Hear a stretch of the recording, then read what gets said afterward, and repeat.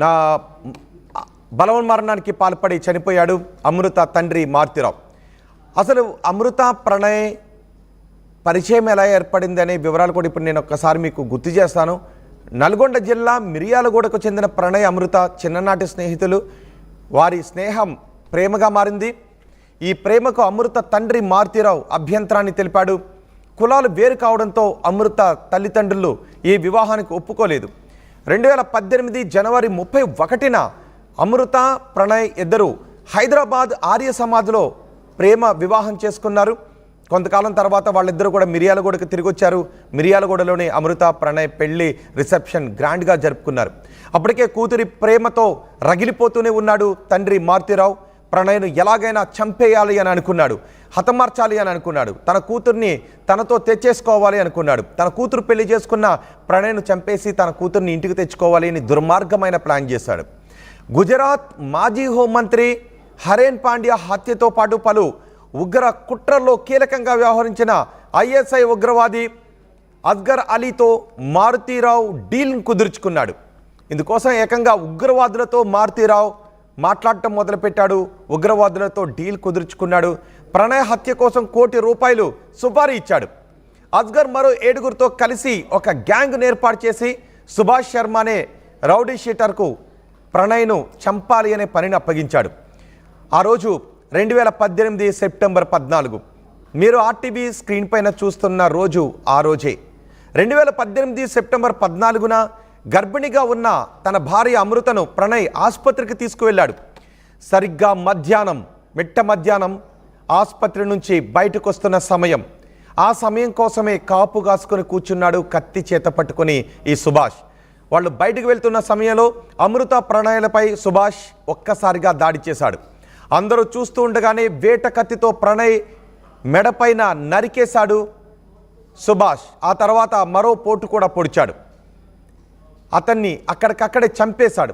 దీనిపై ప్రణయ్ తండ్రి బాలస్వామి పోలీసులకు ఫిర్యాదు చేశాడు. అప్పటి నల్గొండ ఎస్పీ, ఇప్పటి హైడ్రా కమిషనర్ ఏవి రంగనాథ్ ప్రణయ్ హత్య కేసును పరువు హత్యగా భావించి సీరియస్గా చర్యలు తీసుకున్నారు. సీసీ ఫుటేజ్ను పరిశీలించి నిందితులను వెంటనే పట్టుకున్నారు. ప్రణయ్ హత్యకు పథకం రచించిన అమృత తండ్రి మారుతీరావు, ప్రణయ్ను హత్య చేసిన సుభాష్ శర్మతో పాటు మొత్తం 8 మందిని అరెస్ట్ చేశారు. ఈ కేసులో A1గా మారుతీరావు, A2గా సుభాష్ శర్మ, A3గా ఉగ్రవాది అస్గర్ అలీ, A4గా అబ్దుల్ బారీ, A5గా MA కరీం, A6గా మారుతీరావు తమ్ముడు శ్రవణ్ కుమార్, A7గా మారుతీరావు డ్రైవర్ సముద్రాల శివ ఉన్నారు. వీరందరినీ కూడా పోలీసులు అరెస్ట్ చేసి అదుపులోకి తీసుకున్నారు. A7గా మారుతీరావు డ్రైవర్ సముద్రాల శివ, A8గా ఆటో డ్రైవర్ నిజాములు ఉన్నారు. వీళ్ళందరినీ అరెస్ట్ చేసి కోర్టులో హాజరుపరిచారు. కేసును ప్రతిష్టాత్మకంగా తీసుకున్నది పోలీస్ యంత్రాంగం. 2019 జూన్ 12న 1600 పేజీలతో ఛార్జ్షీట్ దాఖలు చేశారు పోలీసులు. 2018 సెప్టెంబర్ 14ని హత్య జరిగింది. 2019 జూన్ 12న 1600 పేజీలతో ఛార్జ్షీట్ దాఖలు చేశారు పోలీసులు. సుమారు 5.5 ఏళ్ల పాటు ఈ కేసు విచారణ కొనసాగింది. ఈ మధ్యలోనే తీవ్ర మనస్తాపంతో ప్రధాన నిందితుడు అమృత తండ్రి మారుతీరావు 2020 మార్చి 7వ తారీఖున హైదరాబాద్ ఆర్యవైశ్య భవనంలో బలవన్మరణానికి పాల్పడ్డాడు. ఈ కేసులో A2గా ఉన్న సుభాష్ శర్మ, A3గా ఉన్న ఉగ్రవాది అస్గర్ అలీ తప్ప మిగిలిన 5గురికి కోర్టు బెయిల్ మంజూరు చేసింది. నల్గొండ ప్రత్యేక న్యాయస్థానంలో ప్రణయ్ హత్య కేసు విచారణ కొనసాగింది. సైంటిఫిక్ ఎవిడెన్స్తో పాటు పోస్ట్ మార్టం రిపోర్ట్, ఛార్జ్షీట్తో పాటు 100 మంది సాక్షులను న్యాయస్థానం విచారించింది. ఇటీవలే ప్రాసిక్యూషన్తో పాటు డిఫెన్స్ లాయర్ల వాదనలు విన్న కోర్టు మార్చి 10వ తారీఖు తుది తీర్పును వాయిదా వేసింది. ఈరోజు తుది తీర్పును వెల్లడించింది. కూతురిపై ఎనలేని ప్రేమ ఉన్న ఆ తండ్రి కూతురిపై ఉన్న ప్రేమతో కత్తిని దూశాడు. కూతురి ప్రేమపై ఉన్న కనికరాన్ని మానవత్వంతో కూడా కూతురు పెళ్లి చేసుకున్న వ్యక్తిపై చూపించలేకపోయాడు.